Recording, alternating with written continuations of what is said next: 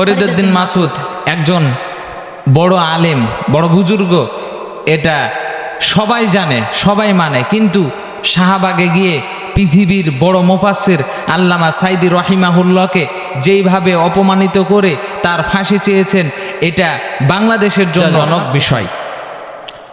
সেজন্য অনেক আলেমেরা এই ফরিদউদ্দিন মাসুদের বিপক্ষে চলে গিয়েছে। কিছুদিন আগে মাহমুদুল হাসান গুনুবি উনি বলেছেন যে এই ফরিদউদ্দিন মাসুদ একে বয়কট করা লাগবে।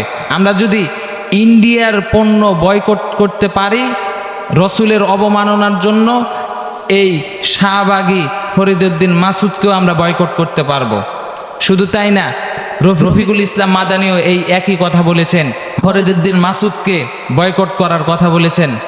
সেজন্য আল্লাহ তাআলা বলে, ওয়াতু ইজ্জু মান তাশা ওয়াতু যিল্লু মান তাশা বিয়াদিকাল খায়র ইন্নাকা আলা কুল্লি শাইইন কদির। আল্লাহ তাআলা যাকে ইচ্ছা সম্মান দেয়, আবার যাকে ইচ্ছা লাঞ্ছিত অপমানিত করেন। আল্লাহর হাতেই সব কল্যাণকর, আল্লাহ সব ক্ষমতাবান।